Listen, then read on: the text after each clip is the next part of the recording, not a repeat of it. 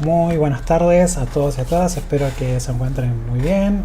Antes que nada, feliz día del estudiante. Bueno, no nos tomamos descanso, seguimos acá, así que felicidades por en su día. Bueno, vamos a festejar estudiando, así que, y en este caso, bueno, vamos a continuar viendo JavaScript, que si bien la clase pasada lo mencioné muy por arriba, bueno, vamos a retomar hoy y bueno, yo debería en esta clase tratar de meter dos clases en uno. Sé que es imposible, vamos a ver hasta dónde llegamos y de ahí vamos a ir arrastrando en las próximas clases lo que nos vaya faltando.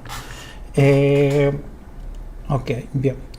Con respecto a esos anuncios, bueno, que justamente lo estaba hablando, un poco hablo ahora para que quede grabado, ¿sí? Y es que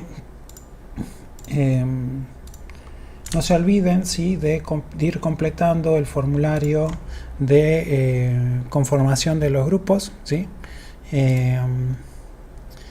Que es este que está acá, ¿sí? Y recuerden que es solo uno por un representante de cada grupo lo tiene que completar, no que los 5 lo tienen que completar, sino uno solo. Seleccionen a alguien que sea el encargado de llenarlo y completa con el título del proyecto, la temática y los datos personales de cada uno de los integrantes, ¿sí? En el caso de que ya lo hayan completado y se empiecen a dar de baja, bueno, cualquier cosa me envían un mail, me dicen, mira, fulanito se acaba de dar de baja, o se acaba de dar de baja y se incorporó otro estudiante. Bueno, me avisan esas cuestiones por mail y yo después ya lo voy actualizando, ¿sí? Así que nada, bueno, justo Silvia dice, a nosotros nos falta uno más, así que perfecto. Bueno, el que no tenga grupo puede sumarse. Creo que no se ve la pantalla, ¿está mostrando algo? Sí, estoy compartiendo, no sé si... Sí, se ve, se ve. Ah, bueno. Ok, quizás está seleccionado otra... Bien. Nada más, eso como aviso y estamos. Bueno. Nada, bueno, con respecto a la presentación, bueno, esta es la clase 14, en donde bueno, se van a ver estructuras de controles, pero a nosotros nos falta ver todo un poco de la clase 13, así que nada, bueno, todos los contenidos que vamos a ver hoy, bueno, están basados en la presentación. Quizás algunos ejemplos, como siempre les digo, ejemplos más, ejemplos menos van a estar en la presentación, pero siempre trato de dar lo más primordial a la hora de ver la clase. Bien. Ok. Genial, Martín. Bueno, vamos a arrancar un proyecto nuevo, ¿sí? Para poder explicar esto de JavaScript. Por lo cual, bueno, no sé, yo voy a crear acá una nueva carpeta. Le voy a llamar JavaScript. Esto después se lo voy a subir a nuestro repositorio que tenemos en GitHub y también se lo voy a compartir en el Google Drive que tenemos, ¿sí? Entonces en esta carpetita vamos a crear un index.html, ¿sí? Un index, acá vamos a poner HTML5. Ahí les comparto el código para que lo vayan teniendo. Bien. Esto es JS, vamos a poner ahí, vamos a poner un H1, va a ser ejemplos de JavaScript. Bien. Una vez que tengo mi HTML, voy a agregar una carpetita, la voy a llamar JS, ¿sí? Va a ser algo parecido a cómo veníamos trabajando con CSS, ¿bien? Pero bueno, JavaScript, recuerden que bueno, es este lenguaje de programación en el cual bueno, corre del lado del cliente, siempre teniendo en cuenta, ¿no?, la estructura o la arquitectura cliente-servidor, ¿sí?, en donde el cliente se comunica con el servidor genera una respuesta y el cliente, bueno, visualiza esta respuesta a través del navegador. Entonces el navegador va a cargar los archivos de HTML, CSS y en este caso JavaScript, bien, para poder leerlos y ejecutar en este caso con JavaScript instrucción a instrucción lo que nosotros hayamos agregado en el código. Ahora, Existen, así como veíamos en CSS que existen distintas formas de poder incorporar estilos, ¿sí? Acá nosotros también vamos a ver que hay distintas formas de poder incorporar código JavaScript, ¿sí? Una primera forma es insertar o agregar el código JavaScript internamente dentro de mi archivo HTML, ¿sí? Entonces, para eso yo voy a usar una etiqueta específica que se llama script. A ver, voy a aceptarlos en todos ahí. Bien. Script. Y acá yo puedo, por ejemplo, agregar un código JavaScript que va a ser, no sé, hola mundo JS.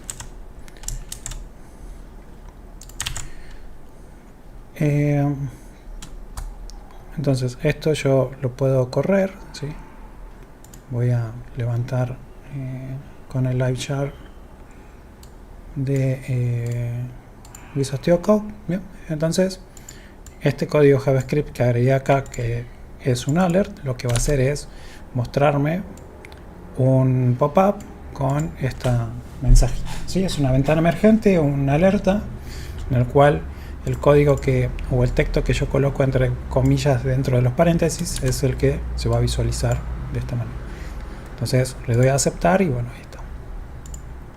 Entonces, una forma de poder agregar código JavaScript es dentro de nuestro archivo index.html o cualquier archivo HTML y a través de las etiquetas script. Bien. Un poco repasando lo que habíamos mencionado en la clase pasada, ¿sí? Esto lo podemos hacer en cualquier parte del código, ¿sí? De nuestra página HTML, pero por recomendación habrían como dos formas de poder hacerlo, ¿sí? Una es, como estamos viendo acá, dentro del hit, de la etiqueta hit, agregando esta etiqueta script, o bien la otra opción es colocándolas a esta etiqueta script, bien, antes de el cierre de la etiqueta body. Bien. Cualquiera de las dos formas es posible. Por ahí, esta última es un poco la más recomendada o como una mejor práctica. Y seguramente van a preguntar en qué varía eso. Bien. Porque relativamente de las dos formas funciona igual. Bien. Yo voy a agrandar esto. Voy a inspeccionar código. Bien. ¿En qué varía o a qué hace referencia esto de poder ponerlo antes o después? Bueno, un poco es cuando el navegador va a cargar nuestro archivo HTML, ¿sí? Genera una estructura interna, ¿sí? De como una especie de un árbol, ¿sí? De todos los elementos HTML que necesita o que tiene que visualizar. ¿Bien? Entonces arma una estructura como, bueno, a ver, el body es como el principal, después dentro del body tengo el H1 y bueno, si tuviera un section y adentro un div y dentro una imagen, bueno, va generando como ese árbol de elementos HTML que bueno, necesita hacerles referencia para que una vez que lo tiene representado internamente, algo que se denomina DOM, ya lo vamos a ver más en detalle cuando veamos eventos en JavaScript, lo pueda cargar, cosa que después a través de código JavaScript nosotros podamos hacer referencia a cada elemento de HTML y de esa manera, bueno, no sé, por ejemplo, si tuviera un botón con JavaScript podría hacer que cuando haga clic en el botón, no sé, el título se coloque de un color verde o que, no sé, las letras se agranden. Si hago clic en otro botón podría borrar el título. Bien, entonces todas esas acciones que nosotros podemos hacer a través de JavaScript va a intervenir o va a necesitar que, bueno, primero ese árbol de todos los elementos de HTML esté previamente cargado, digamos, ¿sí? Porque sí, nosotros ejecutamos nuestro código JavaScript primero y ese árbol o esa estructura de los elementos de HTML no se generó, entonces cuando querramos ejecutar esa instrucción de JavaScript, o va a dar un error o no va a hacer nada porque no tiene la referencia a ese elemento, porque previamente todavía no se cargó. Y esto puede ocurrir en milésimas de segundo, como no puede llegar a ocurrir, ¿bien? Eso depende un poco de la velocidad de la carga. Entonces, si nosotros tenemos nuestros scripts acá arriba, puede ser el caso de que empiece a ejecutar el código JavaScript y todavía no haya terminado de armar la estructura de los elementos DOM del navegador con las etiquetas HTML. Entonces nuestro código JavaScript puede romperse o no hacer lo que necesita hacer. Entonces, por eso, por ahí lo más conveniente es que lo coloquemos al final de todo nuestro código HTML, cosa que, bueno, de esa manera nos aseguremos de que estas referencias o estas etiquetas HTML que vamos a necesitar o vamos a usar a través de código JavaScript ya estén cargadas. Bien, entonces un poco ahí la diferencia entre por qué lo pongo arriba o por qué lo pongo abajo. Ok. Entonces tenemos esta forma, ¿sí?, que es incorporando código JavaScript dentro de el HTML. Okay.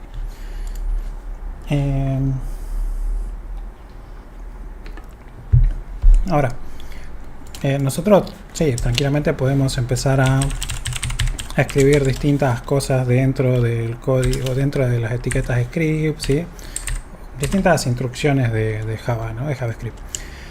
Pero bueno, muchas veces esto pasa como con CSS, digamos, ¿sí? Siempre había como una mejor práctica o una mejor forma de hacerlo, pero eventualmente algunas veces vamos a incurrir en incorporar código de esta manera. Que si nosotros empezamos acá a trabajar con todo el JavaScript y no sé, nuestro programa, nuestro desarrollo en JavaScript tiene como 100 líneas de código, imagínense, bueno, que tengan otras 100, 200 de HTML y más abajo otras líneas de JavaScript. Entonces, mantener ese código, bueno, por ahí es más complejo. Y es más, y bueno, por ahí hay funcionalidades de JavaScript que ustedes necesitan compartir entre distintas páginas HTML. Bueno, también sería poco reutilizable y poco práctico, digamos, ¿sí? Entonces, una mejor alternativa a la hora de incorporar código JavaScript es a través de una referencia externa. ¿Bien? Entonces, para eso nosotros vamos a crear, como hacíamos en CSS, un archivo externo, pero con otra extensión. Entonces, por eso acá creé a propósito esta carpeta JS, y dentro de la carpeta JS voy a crear un nuevo archivo que lo voy a llamar, en este caso, clase 13.js. Bien. Entonces, ahora sí, en este archivo voy a poder incorporar código JavaScript. Cosas a tener en cuenta, ¿sí?, un poco para mejorar la práctica. Y es que, bueno, los archivos que ustedes creen, siempre traten de que, bueno, si son, el nombre es 2, 3 palabras, ¿sí?, no coloquen un espacio, ¿sí?, al nombre del archivo, ¿sí?, no le coloquen espacio en blanco para separar las palabras. Podrían usar una notación que se llama camel case. Entonces, no sé, pueden poner clase número 13, qué sé yo, ¿sí? O si quieren pueden usar también los guiones bajos, digamos. Pero por recomendación no es que no coloquen los espacios, porque eso va a generar puede generar conflictos a la hora de cargar los archivos. Bien. Y otra cuestión es la extensión, ¿sí? La extensión siempre es j.js. .js. No he visto que algunos me colocan .js en mayúscula o .j con la mayúscula, la j y la s. Si bien lo interpreta igual, bien, sería adecuado homologar y déjenlo que las extensiones siempre sean JS. Lo mismo que el HTML, digamos, no necesitan que el HTML sea .html todo en mayúscula, digamos. Si bien se las acepta, pero por prolijidad siempre la extensión es en minúscula. No entendí para qué está la carpeta JS. Bien, la carpeta JS está para organizar mejor nuestro código, ¿sí? Porque si vos tenés archivos CSS también, entonces por ahí te conviene tener tu carpeta CSS y sabes que ahí adentro tenés todos los archivos de CSS. Entonces te creas una carpeta JS para contener todos los archivos JavaScript que vos estés utilizando, ¿sí? Entonces es más una cuestión de organización. Y recuerden, la organización en su proyecto va a ser siempre fundamental, porque si ustedes empiezan a tirar archivos sueltos por todos lados, después va a ser un caos a la hora de poder mantener su código. Matías en Luján, ¿hay alguna extensión de Visual Studio Code que nos recomiende? Sí, una extensión que es recomendable es JS,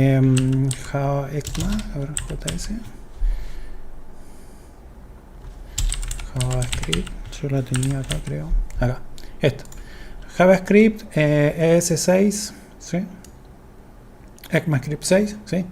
Nos trae como atajos o abreviaciones que nos va a permitir a nosotros escribir un poco más rápido algunas referencias en JavaScript. Así que esto sí, podrían llegar a instalarlo. Ahora precisamente no la vamos a utilizar, pero podría llegar a ser útil. ¿Por qué alert? En este caso es solo un ejemplo, Gustavo, de un código JavaScript, ¿sí? Alert es esta instrucción que te muestra este pop-up o esta alerta en el navegador. Por ahí le ha pasado que navega en alguna página y le sale una alerta. ¿Sí? Quizás ya no es tan utilizado este tipo de alertas, sino que ahora lo cambian por pop-up o modal, pero en algunos sitios todavía se conserva estas alertas, digamos. No, solo un ejemplo. Entonces, bueno, vamos a comentar esto. Y entonces en nuestro código, en nuestra clase 13.js, vamos a agregar código JavaScript. Entonces yo, por ejemplo, acá voy a usar otra instrucción que es bastante utilizada a la hora de poder debuguear o mostrar ciertos mensajes a la hora de desarrollar, más que nada, ¿sí? Como un control de saber dónde estamos parados, dónde se está ejecutando nuestro código, cuestiones de si queremos ver el valor de una variable, vamos a poder usar esta instrucción que se llama console.log, ¿sí? Entonces acá yo, por ejemplo, puedo poner hola mundo js, por console. Las alertas de falsa infección por virus, sí, muchas veces son así, o bien algunas ya están mejor diseñadas y tienen de otra manera, como los modal de Bootstrap, por ejemplo, también. Pero hay algunas veces que todavía se utilizan esas alertas del navegador con algo. Bien, entonces tengo esta instrucción que esto me va a mostrar por consola, ¿sí? O sea, ya vamos a ver ahora bien donde aparece un mensajito, y es este mensaje. Bien. Pero bueno, al igual que nosotros teníamos en CSS, bien, si teníamos estábamos trabajando con un archivo externo, ¿qué debíamos hacer dentro de nuestro index HTML o de nuestro documento HTML? Linkearlas. Bien, perfecto, Alexander. Con CSS nosotros lo linkeábamos acá dentro del hit, ¿verdad? Le poníamos link, CSS, y acá nosotros colocamos el link. Perfecto. Entonces nosotros vamos a tener que referenciar ahora este archivo JS, pero no se hace de la misma manera que está un archivo CSS, sino que para eso, ya sea dentro del hit, teniendo la misma consideración que le expliqué hace rato de esta, que puede estar acá dentro del hit o al final del body, ¿sí? Vamos a poder hacer la referencia a este archivo clase 13.js. Entonces vamos a usar la misma etiqueta script, pero esta opción que dice src. Bien, entonces acá me carga la etiqueta script con este atributo que es src. Entonces yo acá tendría que poner la ruta de donde quiero que vaya a buscar el archivo JavaScript. Entonces hago punto barra, voy a la carpeta JS barra clase 13.js. Bien, entonces de esta manera yo aquí estoy haciendo referencia que cuando nuestro navegador cargue index.html, dibuje todas las etiquetas HTML, bueno, son unitas sola, y después se va a encontrar con esta línea, va a decir, ah, bien, tengo que ir a buscar el archivo clase 13js y entonces empezar a ejecutar todas las instrucciones que tenga este archivo. Bien, entonces le doy a guardar. Vamos a ir a nuestro código. Bien, si bien no pasa nada, ahora no hay ninguna alerta ni nada, es decir, pero ¿dónde está el mensajito que estás poniendo acá? Hola mundo JS por consola. Y para eso, como siempre les dije, ¿sí? Esta herramienta de desarrollo de todos los navegadores, ya sea Mozilla, Chrome, Edge, todos los tienen, ¿sí? Que es cuando hacemos nosotros inspeccionar. Acá nosotros en Elementor teníamos todo el HTML y el CSS que podíamos ver. Pero cuando nosotros trabajemos con JavaScript, vamos a ir a este apartado que dice consola, ¿sí? Si hacen clic acá en consola, van a ver que acá efectivamente ahora se está mostrando el mensajito que acabábamos de generar por medio de esta instrucción de console log. ¿Bien? Entonces, no es que ese mensaje, ¿sí?, va a mostrarse dentro de su navegador, acá dentro de la pantalla, digamos, del navegador, sino que, bueno, se muestra en la consola. Por eso les comentaba que esto es como una herramienta en la cual les va a permitir a ustedes debuguear o ver qué está pasando con los códigos JavaScript que puedan llegar a estar programando, digamos. ¿Y cuál es la intención de mostrar un mensaje por consola? Precisamente el hecho de que, bueno, no sé, vos estás trabajando con un montón de variables, estás sumando cosas, promedios, qué sé yo. Bueno, cuando estás en modo de desarrollo, ¿sí?, entonces muchas veces por ahí no la querés mostrar todavía en la pantalla o dibujar las cosas en la pantalla del navegador, pero te sirve a vos como para saber que inclusive acá te dice en qué línea, por ejemplo, cuál es el archivo y en qué línea se está ejecutando esta consola. Entonces por ahí vos podés evaluar, no sé, si pasa algo, entonces digo, bueno, para saber, no sé, en qué estructura de control está ocurriendo cierta anomalía o cierto error, entonces yo podría hacer un console para identificar de esta manera que algo o está llegando mi código a ese lugar o se está ejecutando. Es solo como una herramienta de desarrollo, no productiva, ni le va a servir al cliente para visualizar cosas, digamos, ¿sí? Exactamente como dice Daniel, es un modo de verificar si está llegando los valores, una variable, sí, exactamente, ¿sí? Entonces esto más que nada es una forma de debuguear nuestro código. Bien, ahora perfecto, sí. Si bien yo escribí esto, ¿sí?, ahora justo me va a dar pie para explicar. Bueno, en todos los lenguajes de programación siempre hay instrucciones o una sintaxis específica para comentar, ¿sí? Y en este caso en JavaScript, si queremos comentar una línea, podemos usar los caracteres barra invertida, barra, ¿sí? Barra. Con eso yo voy a poder comentar, ¿sí?, una línea específica. De esa manera, bueno, esta instrucción o lo que yo haya puesto acá, el navegador no lo va a interpretar, ¿sí? El código que está comentado, no sé. Algo parecido a esto que estaba en HTML, que también uno lo comentaba y eso no se visualizaba. Bueno, con JavaScript pasa algo parecido, pero la sintaxis es otra. ¿Bien? Pero también puedo yo tener como comentarios multilíneas. ¿Bien?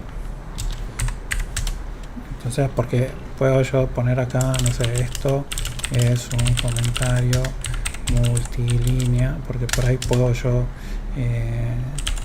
querer escribir muchos comentarios a la vez o mucho texto, ¿sí? Por lo general, por ahí cuando tenemos que documentar una función específica y saber qué es lo que hace, entonces podemos nosotros muchas veces utilizar esto que se llama comentarios multilíneas. Ustedes podrían decir, bueno, puedo hacer acá así y así y ya lo estoy comentando, ¿bien? Pero existe otra alternativa y es una forma en la cual vamos a poder documentar precisamente funciones, y eso lo vamos a ver en la próxima clase, y es con la sintaxis de barra asterisco y barra asterisco. ¿Bien? Todo lo que esté entre barra asterisco, ¿sí? Todo el contenido que esté dentro de esta sintaxis va a ser tomado como un comentario. Bien, entonces o tienen esta alternativa o tienen esta otra. Es similar al lenguaje C. Sí, en cuanto a los comentarios, muchos lenguajes por ahí comparten cierta sintaxis.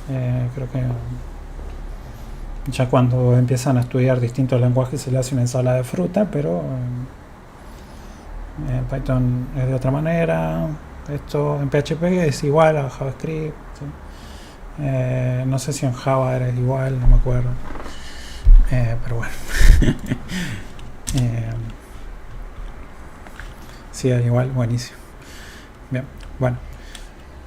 Otras alternativas de poder debuguear, sí, es, por ejemplo, otras, con esto ya doy pie a preguntas, ¿sí? Es, por ejemplo, un console.error.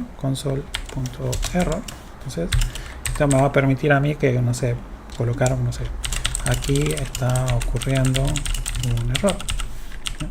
Porque, no sé, ya vamos a ver las estructuras de control y las estructuras repetitivas, ¿sí? Entonces, por ahí nosotros cuando está pasando algo podríamos llegar a utilizar este tipo de instrucciones que, bueno, por ejemplo, acá a diferencia del console log, bueno, esto me marca con un colorcito rojo, me dice qué puede estar pasando, en qué línea se está ejecutando, ¿sí? Entonces nos da esa referencia de poder mostrar, por ejemplo, en este caso, como si ocurriera un error, o también nosotros podemos así tener un console warn para como una alerta, digamos, acá por ejemplo está sucediendo algo inesperado. ¿Bien? Entonces vamos a ver que en nuestro navegador ahora se muestra como un warning, ¿sí? Y nos dice, bueno, este mensajito, a diferencia del console log, podrían llegar a tener o trabajar con este tipo de instrucciones para hacer referencia a que por ahí en nuestro código está pasando algo raro, ¿sí? Pero como les digo, estos son solamente o meramente herramientas que nos van a permitir a nosotros como desarrolladores, ¿sí? Controlar más que nada en el proceso de desarrollo precisamente nuestras funciones, nuestros algoritmos, ¿sí? Y después esto ya cuando pasa a producción, bueno, deberíamos sacar todos los console log para que no se muestren, digamos, ¿sí? Algunas veces se nos pasa y se los cuelan algunos console log, pero bueno, deberíamos que en producción no estén los console funcionando. Bien.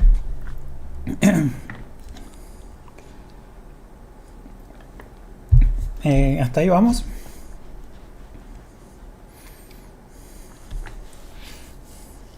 Sí, perfecto. Elías, buenísimo. Bueno, vamos rápidamente con tipos de datos primitivos, declaración y definición de variables. Que si bien si ustedes ya conocen otros lenguajes de programación, son todos similares, digamos, ¿sí? Nada más que, bueno, acá el amigo JavaScript tiene sus particularidades, ¿bien? Nosotros recuerden que una variable sí es una porción de nuestra memoria en la computadora, ¿sí? En donde nosotros vamos a reservar un tamaño específico de la memoria para asignarle o para que diga que en esa porción de memoria guarde un determinado valor. Bien, entonces nosotros primeramente cuando queremos trabajar con estas variables, bueno, debemos declararlas. Bien. Y la forma de declarar variables en este lenguaje JavaScript, vamos a ver que existen tres formas. Bien, hoy vamos a ver una, en la próxima clase vamos a analizar las otras. Bueno, hoy vamos a ver dos. Y es a través de la palabra reservada var. ¿Sí? Con var yo voy a indicar que quiero crear una variable a la cual yo le voy a tener que poner un nombre, ¿sí? En este caso, no sé, por ejemplo, movie, ¿sí? Entonces yo le voy a indicar a la computadora que, por ejemplo, ahí, esto es una declaración, declaración de una variable. Entonces le estoy diciendo que reserve un espacio de memoria y que la referencie con el nombre movie. Porque, no sé, más adelante yo quiero que esa variable tome un valor. ¿Bien? Sí, perfecto, Martín, puede ser bad y let.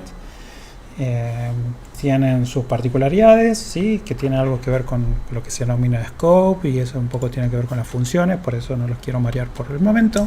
Pero vamos a ver que la mejor forma de llamar o declarar las variables va a ser con let en este caso, ¿sí? Pero vamos a explicar solo var por el momento haciendo referencia. Ok, y por otro lado, ¿sí? Tengo lo que se denomina definición de una variable, la cual yo, por ejemplo, a movie le puedo asignar un valor, ¿sí? En este caso, bueno, lo que está entre comillas o comillas dobles va a ser un valor específico y no sé, yo le voy a poner acá el padrino. Punto y coma. Entonces, por un lado yo tengo la declaración de una variable y por el otro la definición de una. Donde declaro es decirle reservate memoria, un pedazo de espacio para guardar algo, yo todavía no sé. Y por otro lado defino un valor o le asigno, ¿sí? un valor específico a esa variable. Entonces yo, por ejemplo, acá puedo hacer console.log y pongo movie. Bien. Entonces este console.log ahora lo que va a hacer es mostrarme qué tiene o cuál es el contenido de la variable movie. Bien. Entonces si yo voy a guardar esto acá y vuelvo a mi navegador, vamos a ver que ahora efectivamente se muestra el contenido de la variable movie, que es el padrino. Bien. Entonces, por un lado la declaración y por el otro lado la definición. Bien. Vamos a tener distintos tipos de datos, ¿sí? En este caso, bueno, acabamos de ver acá esto que está entre comillas son tipos de datos de string. Bien. Max dice, la definición de las variables puede ir en cualquier lugar del código. Siempre que sea posterior a la declaración, ¿sí? Porque, por ejemplo, si yo me llevo esto acá arriba, vamos a ver qué pasa. Bien, en este caso, como var tiene su particularidad de definir como una variable global, ¿sí? Me permite a mí hacer este tipo de cosas, digamos, ¿sí? Que son extrañas y medias confusas a la hora de entender. Por eso, para ahí este tipo de definición, ¿sí? Era antiguamente como se trabajaba JavaScript. Y al tener esta particularidad, ¿no? de que uno pueda llamarla, o sea, asignarle un valor y después declararla, qué sé yo, y genera confusión a la hora de mantener tu código, ¿sí? Se utiliza los otros tipos de definición o de declaración de variables, que era el let y el en este caso. Pero particularmente para var te va a permitir hacer esto, digamos, pero no sería lo correcto, digamos, o lo más adecuado. En este caso no incurre en un error, pero vamos a ver que, por ejemplo, esto, bueno, lo menciono nada más. Si nosotros definimos una variable con let, ¿bien? Vamos a ver que en este caso ahora nos está saltando un error en la línea 12, dice, porque estamos queriendo asignarle un valor a algo que previamente no está declarado, digamos, ¿sí?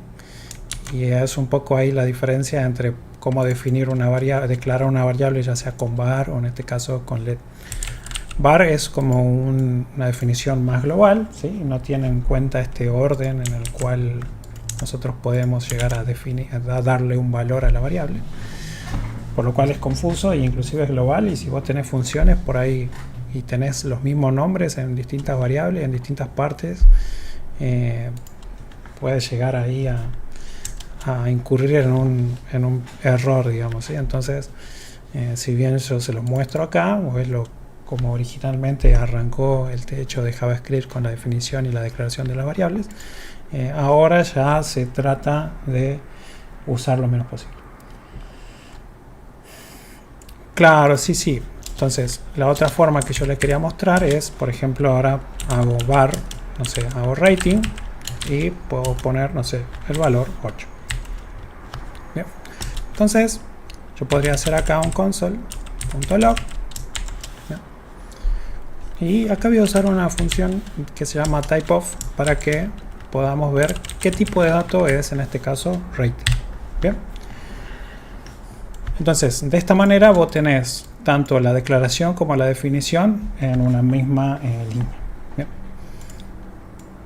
Por ahí es un poco lo más habitual que van a encontrar. Aunque esto eventualmente también, sí, pero hay muchas veces uno arranca la definición, le asigna un valor inicial, ¿sí? Y bueno, y después más adelante puede llegar a modificar ese valor, digamos, ¿sí? Entonces, vamos a ver qué pasa con este typeof, ¿sí? En este caso, bien, sí. Vamos a la consola, bien. Y si nos fijamos, bien, este typeof nos está indicando que la variable de rating, que es igual a 8, ¿sí? Es del tipo number, bien. Entonces, nosotros tenemos la definición de tipos de datos que, si bien no le estamos indicando como hay otros lenguajes como ser Java o C#, que uno tiene que, cuando declara la variable, decir esta variable es del tipo entero y asigna un valor, ¿sí? Acá en JavaScript no tenemos ese tipo de definición estricta de indicarles esta variable solo va a aceptar entero, por ejemplo, o no. Bien. Por eso era débilmente tipado, ¿sí? Entonces yo, por ejemplo, puedo tener var rating 2, ¿sí? Y no sé, puedo poner 9,0. Yo me voy a copiar esto, ¿sí? Vamos a hacer un typeof de rating 2, ¿sí? Y vamos a ver que efectivamente el tipo de dato es number, más allá de que esto ya sea considerado como, podrá considerarse como un float, ¿sí? Porque tiene notación decimal, ¿sí? Bueno, para JavaScript es un número, ¿sí? Un tipo de dato numérico. Y ahora, bueno, no sé, yo podría hacer var rating 3 y no sé, le pongo así, entre comillas, 6.5 y hago un console log, copio y pego, y le pongo 3. En este caso, ¿qué tipo de dato va a ser?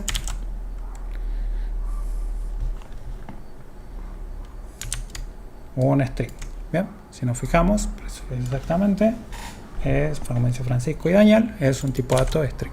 Bien, porque yo lo estoy definiendo entre comillas. Si bien el contenido es un número, bien, internamente JavaScript lo va a tomar como que es un tipo de texto.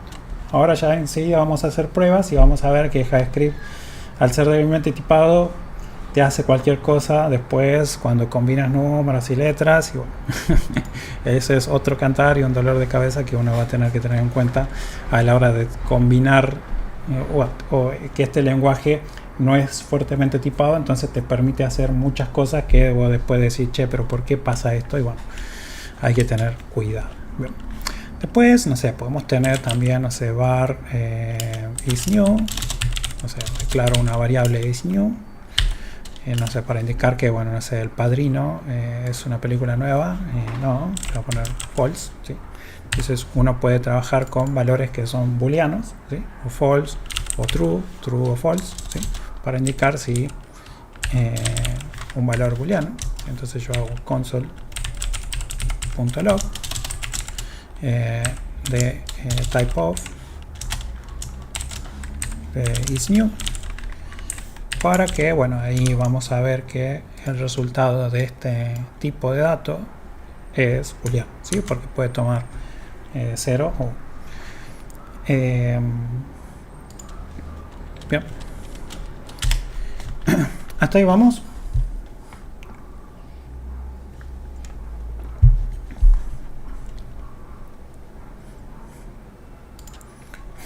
Bien, bueno, yo acá por ejemplo a movie, no sé, le puedo asignar otro valor, no sé, le voy a poner Rey León,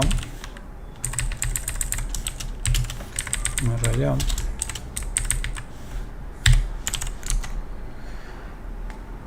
y vamos a ver que si bien yo acá le asigné El Padrino, después estoy asignándole el valor del Rey León. Y cuando hago el console.log de movie, bueno, toma el último valor o me muestra el último valor en el cual fue asignado. Bueno, ¿sí? Entonces eso me da pie a que es una variable. Yo a lo largo de todo mi código puedo asignarle cualquier valor. O inclusive, no sé, puedo ponerle 33. Y van a ver que ahora movie es un número 33. ¿Sí? Entonces esto hace alusión a lo que les comentaba que era débilmente tipo.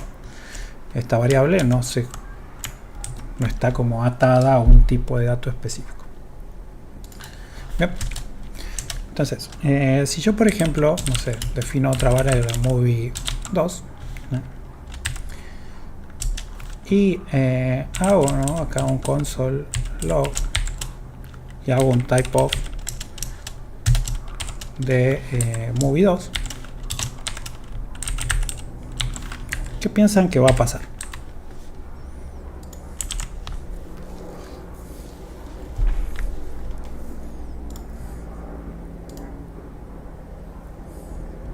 Sale error, no está definida, no pasa nada. Bien, bien, Cristian, ¿sí? Si vemos acá el resultado por pantalla, sale undefined. Bien. ¿Y qué hace? Este es otro tipo de dato primitivo de JavaScript, ¿sí? Que por ahí, bueno, no es tan difícil de entenderlo, pero undefined hace referencia, ¿sí?, a un valor predeterminado que JavaScript le da a las variables que no han sido inicializadas o no han sido definidas con un valor, ¿sí? O inclusive, bueno, cuando veamos que trabajamos con arrays u objetos, ¿sí?, y nosotros queremos acceder a una posición o a un atributo específico de un objeto que no existe o que no está definido, vamos a obtener como resultado el tipo undefined. Entonces, recuerda, hace alusión a un valor predeterminado cuando la variable no ha sido inicializada o no encuentra en un objeto, en una variable o en un array una referencia a la posición o al elemento específico o al atributo específico que queremos acceder. Bien, eso le pone por defecto. Bien, esto le voy a poner que es un tipo boolean, esto era string, le comento ahí para que más o menos queda. No, bien. Entonces por un lado tenemos esto y nosotros tenemos acá movie, por ejemplo. Vamos a hacer movie2 igual a null. Si yo ahora vuelvo a hacer un console log de movie 2, ¿qué piensan que va a salir?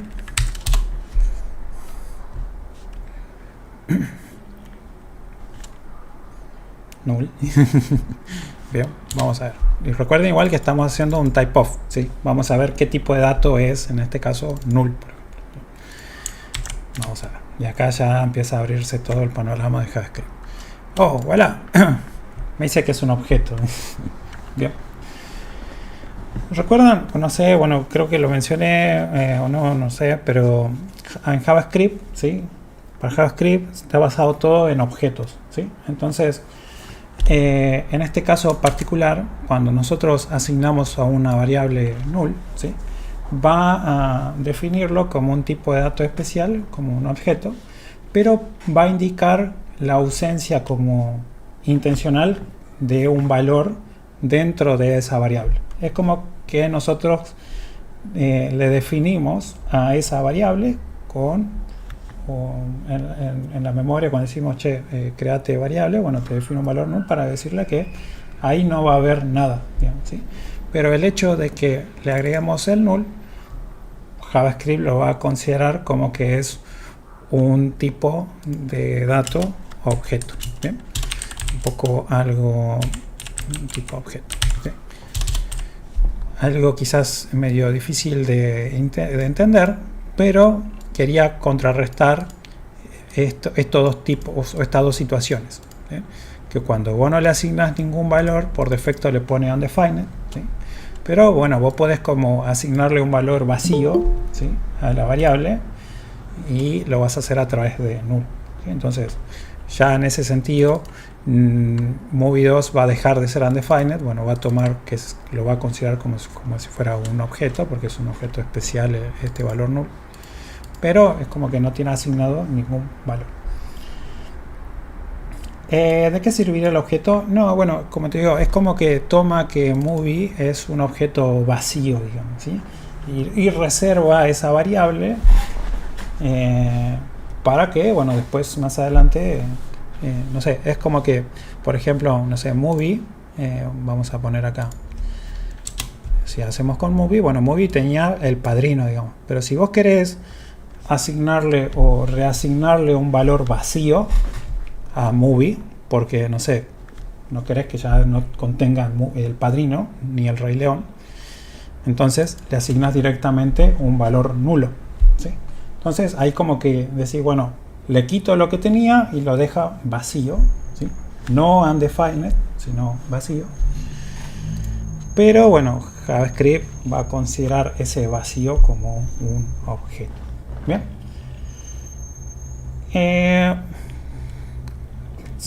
Walter, sí, no, pero esto en realidad es como si definieras un objeto vacío precisamente, sin métodos y sin atributos. Bien. ¿De qué sirve el objeto? Lo dejarías abierto para después. Bien.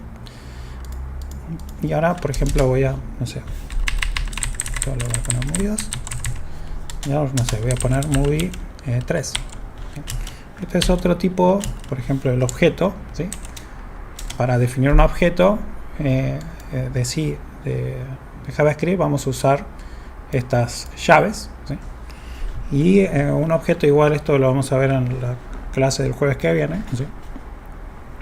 Tiene definidos atributos, por ejemplo, no sé, name, 2 puntos, y yo puedo ponerle acá, no sé, el padrino 2, coma, rating, voy a poner, no sé, 8.3. Y si yo hago un console.log y hago un type of de movie 3, vamos a ver que esto me da como resultado también un objeto. Pero bueno, esta sería como la notación o la forma en la cual vamos a poder definir nosotros un objeto, ¿sí? Que son llaves, y cada objeto, bueno, puede estar compuesto por una llave o lo que se denomina llave o valor, que este es el key o la llave, 2 puntos, el valor que quiero asignarle, ¿sí? y bueno, tiene otro valor, otra llave rating y el valor que le quiero asignar. Entonces, de esta manera nosotros podemos llegar a definir un objeto. Entonces, el null, dicho de otra manera, también podría ser parecido a que hagamos movie2 igual a, ¿bien? Porque si yo no le asigno nada a esto, es un objeto vacío, ¿bien? Entonces ahí un poco la relación entre el null y esto. Por eso lo toma como objeto igual, y acá también es un tipo objeto. Un objeto en JavaScript muy parecido a un diccionario en Python. Sí tiene la misma notación o la misma sintaxis, ¿sí?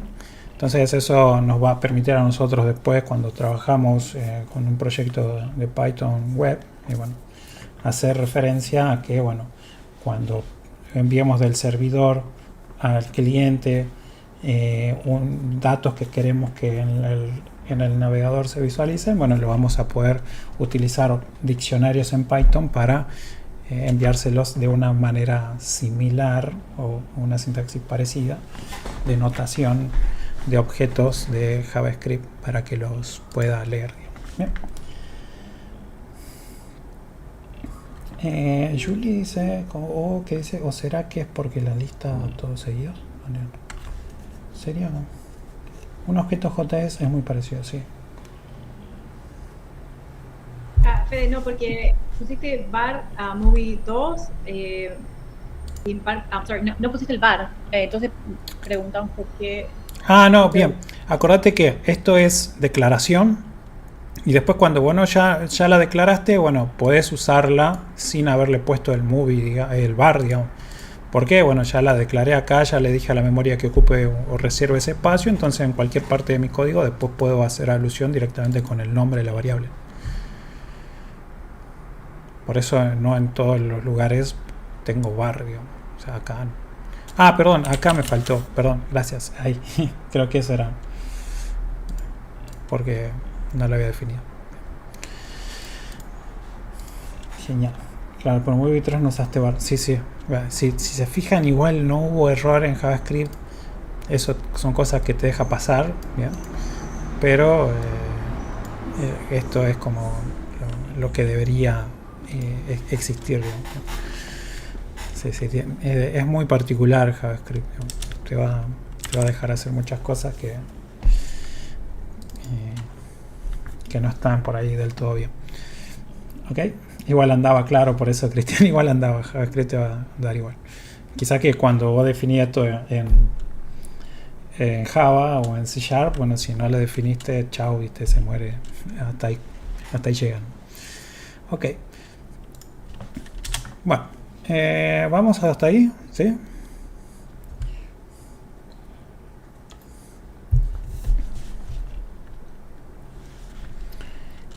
Ok, todo de 10. Bueno, entonces vamos a definir ahora constantes, que es algo que habitualmente podemos llegar a usar en nuestro código, ¿sí? Y para definir constantes en JavaScript vamos a utilizar la palabra reservada const. Y ahora como una recomendación o una convención entre programadores, ¿sí? Es que cuando nosotros definamos constantes, variables que sean constantes, o por ahí se cruzan el significado, o bueno, declaremos esos espacios de memoria que queremos que se reserve como constantes, ¿sí? Vamos a usar una notación de mayúsculas, ¿sí? Y también combinándolo con una notación que se llama snake case, ¿bien? Entonces, por ejemplo, ¿qué quiere decir esto? Yo, por ejemplo, quiero guardar el current year, bien, y le digo que es 2023, ¿sí? Entonces, esto en notación es snake case, ¿bien? En donde, bueno, si tengo más de una palabra, lo conecto con el guión bajo, ¿sí? y la denoto con mayúscula. ¿Ven? Eso es un poco como para identificar que, bueno, esta va a ser una constante. ¿Bien? Y que, bueno, si usted ahora a un console.log de current year, vamos a ver que, bueno, precisamente me muestra 2023. Pero si yo no sé, vengo y a current year le agrego o le asigno, no sé, 2024, vamos a ver que ahora nos va a saltar un error. Bien, porque nosotros dice que asignamos como una variable constante a a current year, y acá no podemos como volver a bien, current. Muchas gracias. No podemos volver a definir o asignarle un valor porque ya la estamos declarando como una constante. ¿Bien? Entonces esto nos va a dar un error. Entonces esta es la forma en la cual vamos a poder nosotros trabajar con constante. No, en realidad este nombre que vos pongas, no sé, puede ser cualquier cosa, digamos. Por eso la tomo. Es un nombre que vos le ponés, la bautizás como vos querés, así como pusimos movie writing 2, writing 3, esto también. Pero nada más que la deberías escribir de esta manera. De igual forma vamos a ver que es una práctica comúnmente usada este último tiempo de cuando definamos funciones, también podemos llegar a trabajarla como constantes a ciertos nombres de funciones y bueno, ahí se mezcla un poquito las cosas, pero nada, ya cuando veamos funciones en la próxima clase vamos a ver por qué también se usa esto. Bien, y bueno, creo que me queda con respecto a la clase de 13 es, bueno, dar ejemplos de operaciones. ¿Sí? Entonces, bueno, ya acá voy a crear una variable que le va a llamar average, como para sacar el promedio de los rating, ¿sí? Que ya tenía acá mi variable rating, el rating 2, que es. Entonces, bueno, yo puedo acá tengo yo la mayoría o todos los operadores aritméticos, ¿sí? La suma, la resta, la división, la multiplicación. Eso está un poco en la presentación, si no quiero un poco andar mucho ahí, pero quería mostrarles distintas situaciones y que analicemos distintas situaciones que tiene JavaScript, ¿sí? Entonces hago un console log. Yo acá, por ejemplo, en el console log vamos a ver ahora que podemos combinar o mostrar varias cosas, y en este caso yo voy a poner un mensajito, le voy a decir el promedio es 2 puntos, dejo un espacio, y si pongo una coma, ¿sí? Yo puedo como ir mostrando distintos valores en la misma línea, digamos, ¿sí? Entonces voy a llamar a la variable average y bien, vamos a ver. Entonces esto no es nada más que el promedio de rating 1 y rating 2. Entonces me está mostrando acá que el promedio es, y me muestra el resultado de la variable. Bien, que es la suma de los dos ratings. Ahora, dividido 2. Si yo quiero sumar, vamos a sumar acá rating 3. Bien. Y en vez de 2 debería dividirlo en 3. Sí, es el promedio. Bien, vamos a ver qué pasa, Juan Pablo. Bien. Vamos a ver que me dice el promedio es 58 83 333336. Sí, pero ¿por qué? ¿Qué? ¿Cómo? ¿Por qué 58? ¿Ah? ¿Qué piensan? ¿Qué está pasando? sumó 8, 9 y 6,5 en formato string. Bien. Y eso lo dividió en 3. 65 tomó, dice, supongo. Bien. Bueno, para eso existe esto del console log, porque bueno, nosotros podemos, como a ver, yo voy a hacer un console log y voy a mostrar la suma de estas tres cosas. O voy a mostrar esto que está acá. Entonces, para como debaguear a ver qué está sumando, cuál es el resultado de esta suma. Bien. Entonces, si yo guardo ahora y muevo a la consola, bien, vamos a ver que la suma de estas tres cosas, rating 1, 2 y 3, está dándome como resultado 176.5. ¿De dónde creen que está sacando el 176.5? Sí, rating vale 8, rating 2 vale 9 y rating 3 vale 6,5.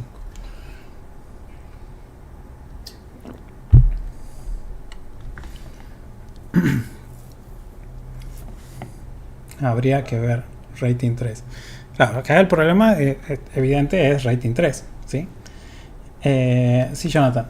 Uy, a ver, creo que es porque como es un lenguaje débilmente tipado, lo está tomando como otro, no como un string, sino como otro valor, y le está asignando otro valor distinto. Bien, sí. Bien.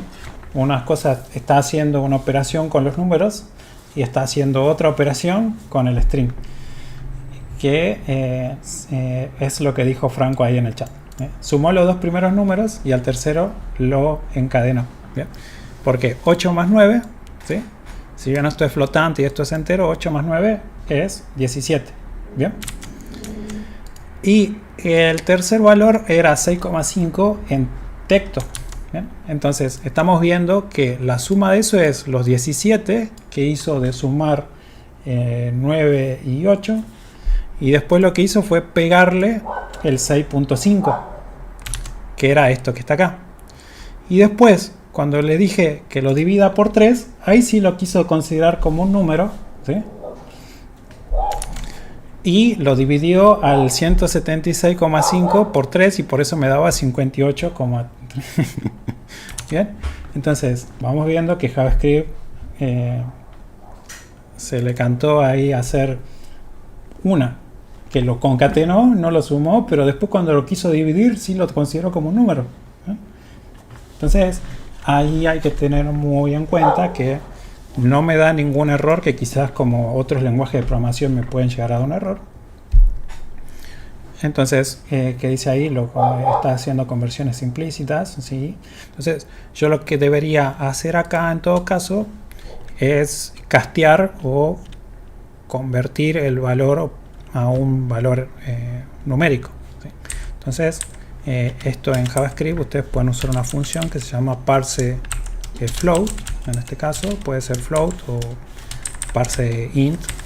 En este caso float porque yo quiero, esto es un valor flotante o una coma, con coma. Entonces yo con parse float, bien, ahora si yo por ejemplo acá también le agrego este parse float, vamos a ver que ahora sí el resultado es 23,5 esa suma, o sea, de 8 más 9 más 6,5 en flotante es 23. Y si lo divido en 3, efectivamente, ahora sí me da un valor correcto.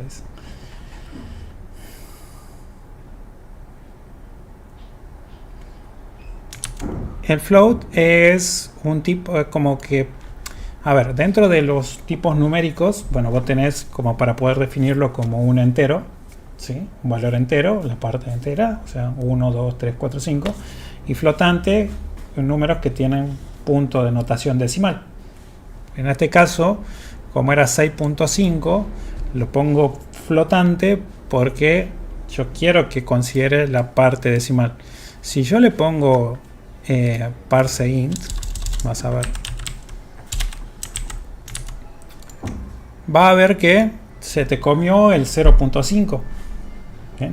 Porque dice, bueno, si bien 6,5 tiene un formato numérico, si vos lo pasás o lo convertís a entero, te toma la parte entera. te trunca el entero, como dice Guillermo. Bien, genial, sí, esos memes son muy populares de las incongruencias de JavaScript. Franco, sí, eso es una opción. No quería, o sea, acá solo lo puse a hardcodear el año, pero sí, esa es otra opción de poder obtener el año a través de el objeto date de JavaScript. Bien, entonces nada, esto era un poco un jueguito para que ustedes vean lo raro que de la forma en la que trabaja JavaScript. Bien. Ok. Bien, bueno, hasta ahí estamos.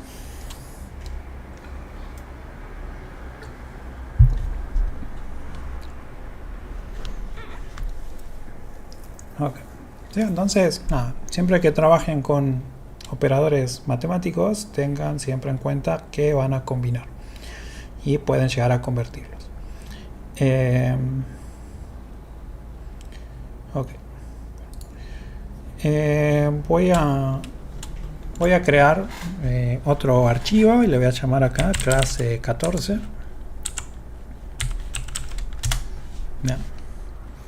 Porque bueno, en la clase 13 nada, está la mayoría de las cosas que le acabo de mostrar ya están explicadas.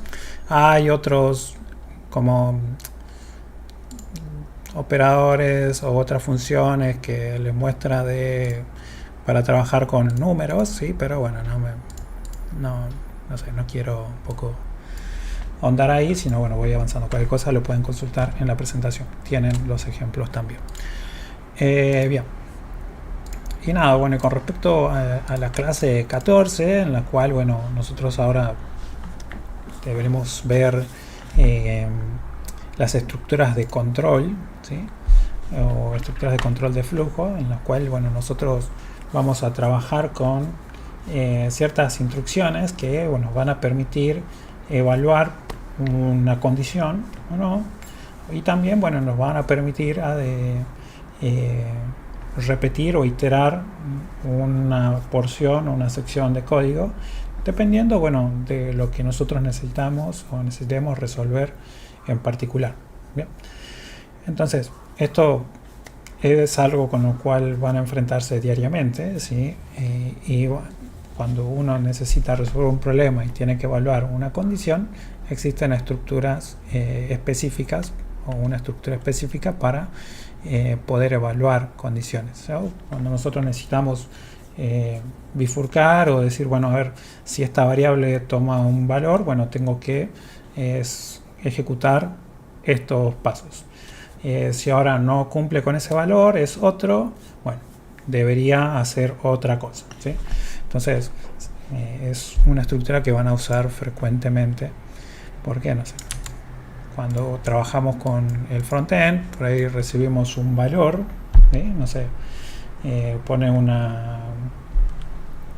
un valor numérico, un entero, y nosotros por ahí tenemos que corroborar de que realmente lo que ingresó es un número o cumple ciertas características, no te puso un número negativo, no te puso un número mayor a 1000 o lo que sea. Entonces nosotros debemos evaluar eso que incorpora el usuario, entonces lo vamos a hacer a través de una estructura que se llama condicional, y seguramente, bueno, para los que trabajaron en otros lenguajes, es esta estructura if, ¿sí?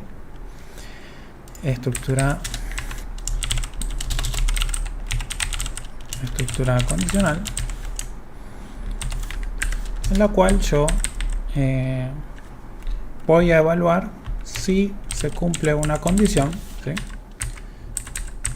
Voy a realizar una determinada acción, por ejemplo, console.log se está cumpliendo la condición,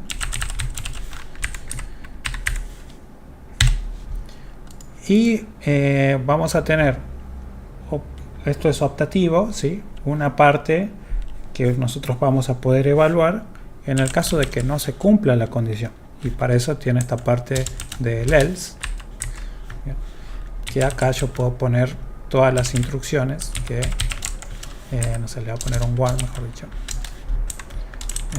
y le voy a poner acá, no se cumple la condición.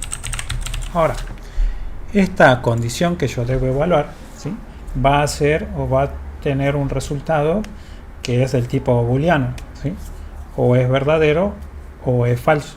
¿Bien? Entonces, si esta condición es verdadera, va a entrar por esta parte del sí y va a realizar esta acción o todas las acciones que nosotros le coloquemos acá, ¿sí?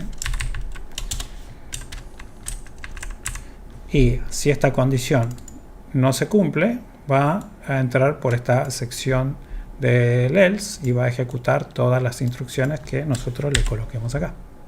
Entonces, poner var condición igual a true. Bien.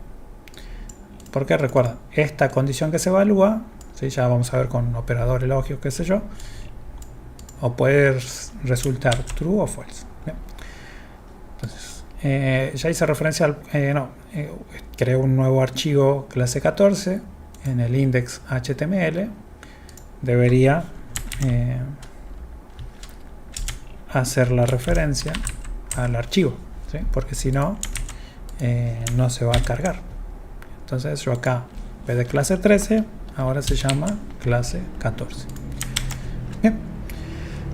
Entonces vamos a ver en nuestro navegador y vamos a ver que esto me quedó ahí puesto. Ya hice referencia al archivo 14, entonces como la condición o el valor de la variable condición es igual a true, entonces está cumpliendo la condición. Y si yo a esto le completo con false, entonces la condición no se cumple, es falsa. Bien. Vamos a ver que ejecutó la instrucción que va por el else.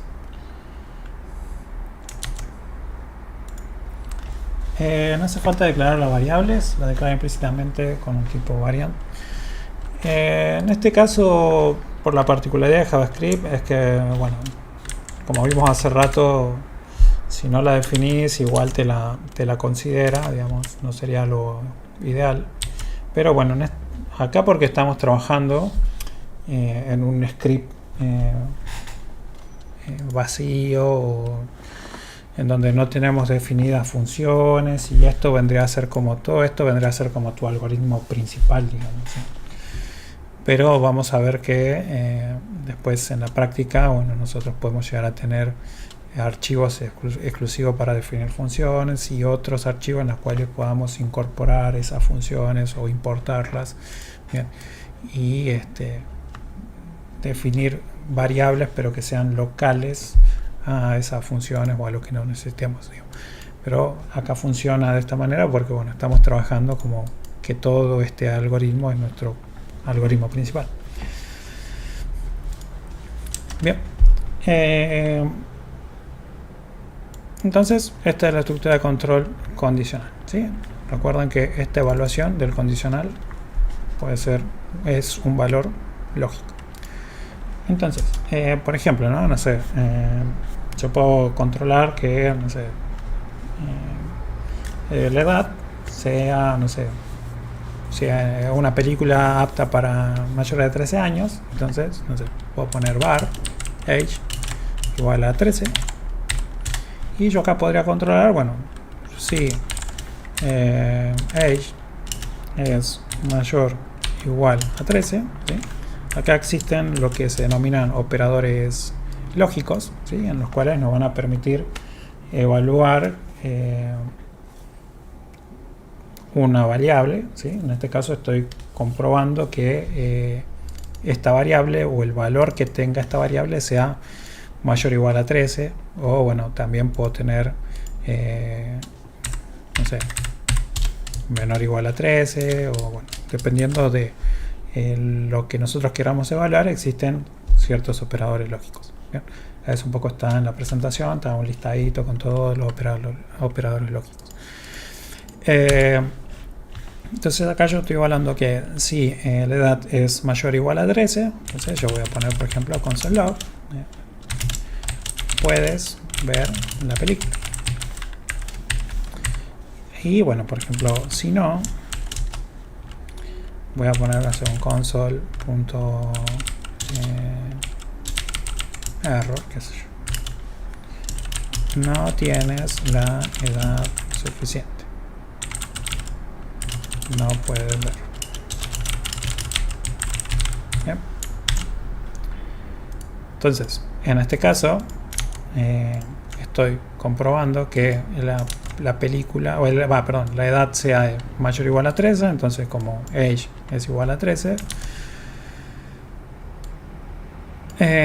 me permite ver la película, pero si por ejemplo la edad sería 4, ¿bien? Vamos a ver que en este caso 4 no es mayor o igual a 13, por lo cual debería incurrir en ejecutar la parte del else, en lo cual dice no tienes la suficiente edad para poder ver la película. Bien, bueno, hasta ahí va, no es muy complejo, digamos.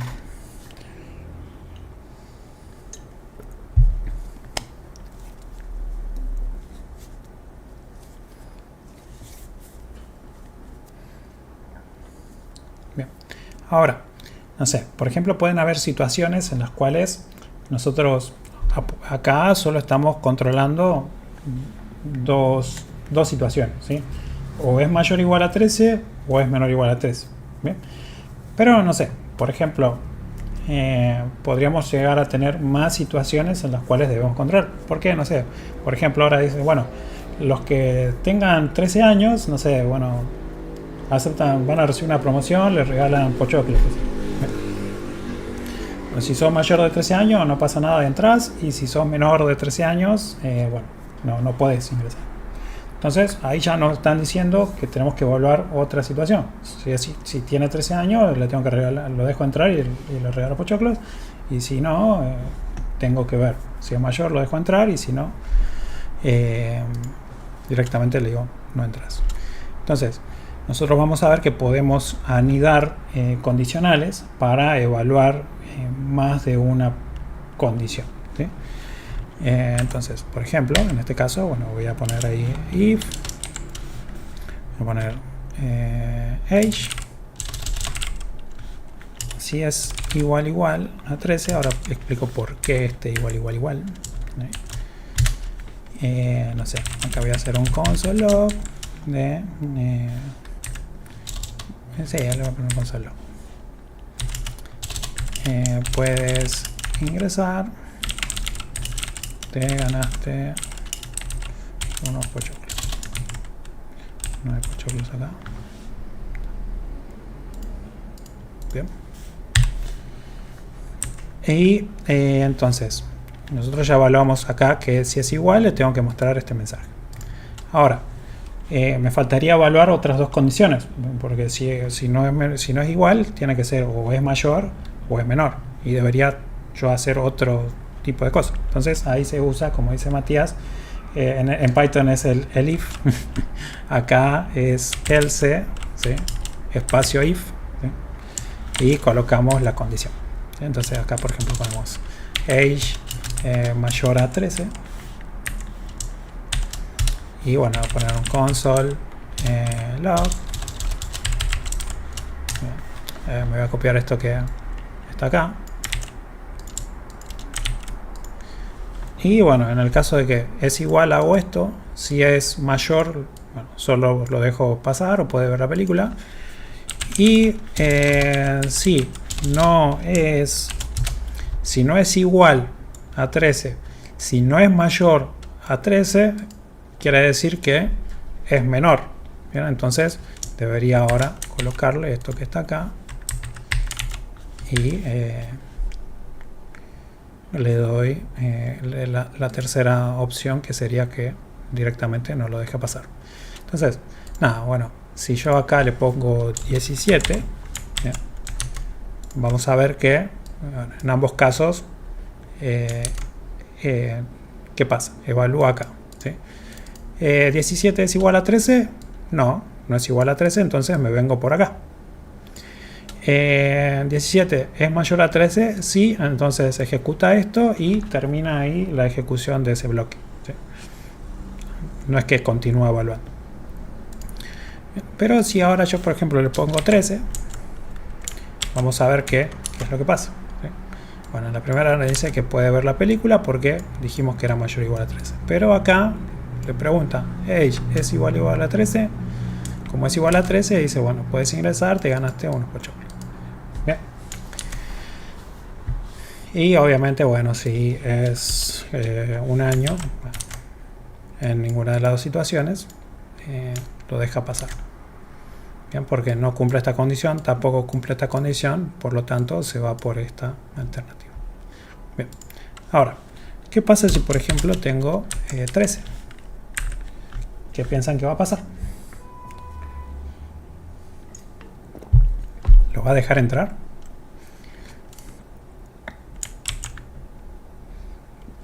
Bien, vamos a ver. Ahí es un string, dice, sí. Vamos a ver que en el primer if else que tenemos, dice, puedes ver la película. Pero en el segundo nos dice, no tienes la edad suficiente para poder ver. ¿Qué pasó ahí? Bien. Bien.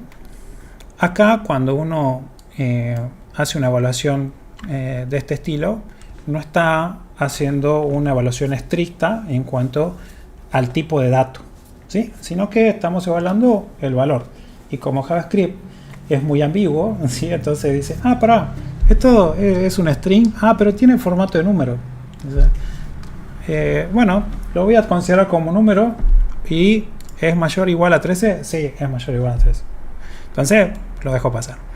Pero cuando uno coloca, por ejemplo, estos tres signos iguales, hace una comparación que es estricta, ¿sí? Y en ese sentido vas a comparar tanto el valor como el tipo de dato de esa variable. Entonces, en este caso, como sabe que age está entre comillas, y así hiciéramos un typeof, esto nos va a dar string, ¿sí? Entonces, va a decir, age es 13, pero es un string y es igual a 13, puede ser que sí, pero no es un entero, o no es un número. Entonces, no va a cumplir esta condición. Viene por acá, 13 no es mayor, acá sí no va a tener en cuenta la estricta, pero va a decir 13 no es mayor a 13, entonces tampoco entra por acá. Y te muestra esta porque es otra alternativa. Bien. Entonces, estas doble iguales, triple igual, nos va a permitir a nosotros evaluar como condicionales estrictos para valores tanto el tipo y el valor. Bien. Buen dato, dice, sí. Por eso les digo, JavaScript es bastante ambiguo, entonces, bueno, tengan cuidado a la hora de... Si no, bueno, lo que podría hacer es acá hacer un parse int, parseas a entero y bueno, ahí siempre te va a dar que sí, digamos, ¿sí? Si yo hago esto, vamos a ver que se ganó unos pochoclos porque, bueno, esto lo convirtió a número 13 es igual al número 13, entonces lo tomo. Bien, pero bueno, son cositas ahí de lenguaje. Bueno, nada, me faltaría seguir viendo algunos ejemplos de esto y la estructura de bucle, pero bueno, ya el próximo martes vamos a combinar estas cuestiones con funciones, ¿sí? Entonces vamos a terminar de ver las otras estructuras que nos faltan ya combinadas con una función. Cristian dice, muy buena pregunta Cristian, dice, si todo esto podemos hacerlo con Python, ¿por qué lo estamos? ¿Sí? Porque el código que vamos a necesitar se ejecuta en distintas partes, ¿sí? Recuerda siempre el modelo cliente-servidor, ¿sí? En tu servidor vos vas a ejecutar código Python y te va a permitir a vos hacer toda la programación de la lógica que necesitas resolver del lado del servidor, como por ejemplo guardar en una base de datos, eliminar registros en esa base, mandar un mail, guardar un archivo específico en el servidor, qué sé yo. Y por otro lado, en la parte del cliente vas a tener que ejecutar código JavaScript para poder hacer que ciertas cosas en tu página, no sé, ejecute validaciones, cambie estilos en el JavaScript, o bueno, no sé, muestre una alerta, un pop-up o lo que sea. Entonces eso lo vas a tener que hacer en JavaScript, no en Python, porque el navegador no interpreta código Python, ¿sí? Sino que interpreta JavaScript. Bueno, ya me pasé por un minuto, ya detengo la grabación, me quedo un ratito para las consultas.